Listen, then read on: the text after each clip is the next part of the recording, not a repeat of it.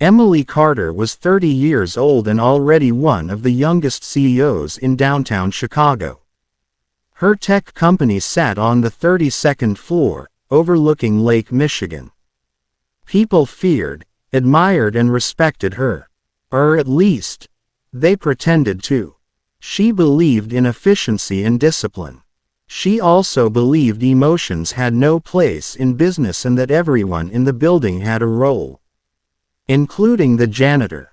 That morning, just minutes before an investor presentation, Emily noticed a coffee spill near the projector. Her jaw tightened. "Where's maintenance?" she demanded. An older man stepped forward quietly. His name was Michael Reed. He'd worked in the building for almost 8 years. "I'm sorry, ma'am. I was just..." She cut him off. "Just what?" "Waiting for it to clean itself." The room went still. Michael lowered his eyes and began mopping the floor.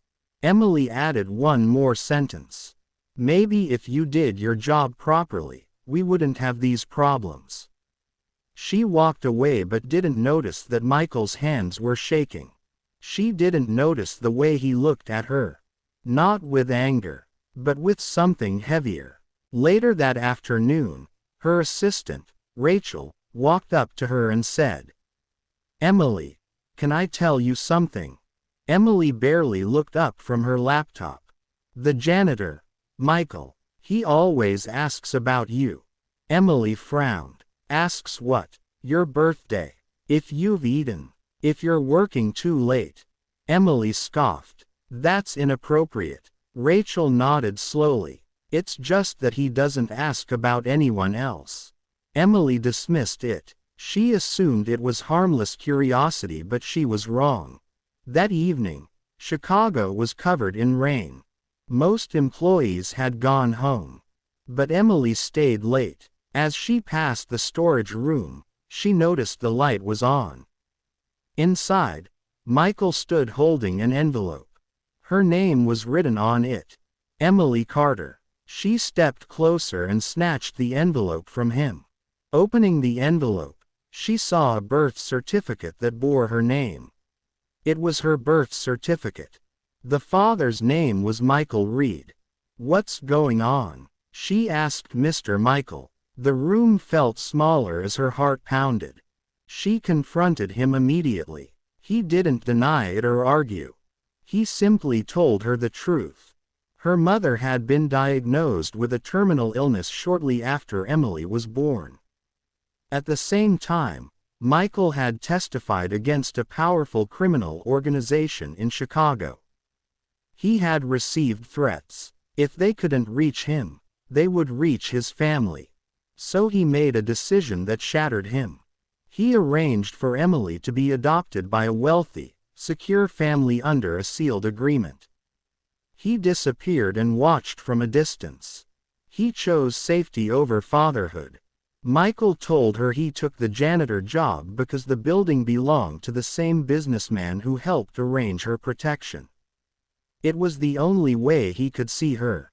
He watched her graduate from Northwestern University online. He read every article about her startup.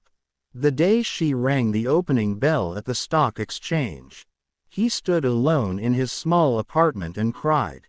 Not because he wasn't there, but because she had made it.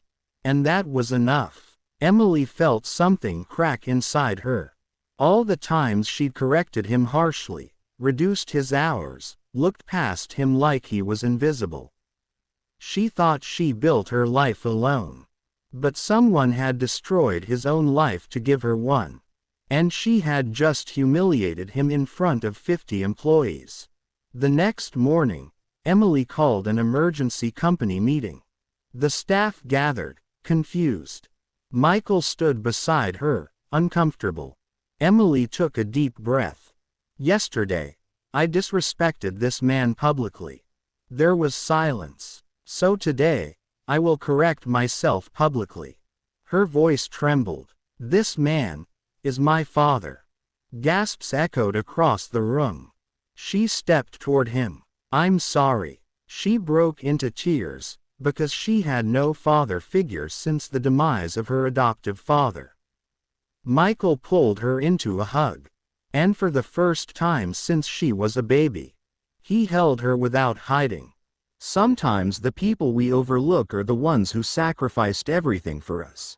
Sometimes the strongest love is the one that walks away quietly, so you can live loudly.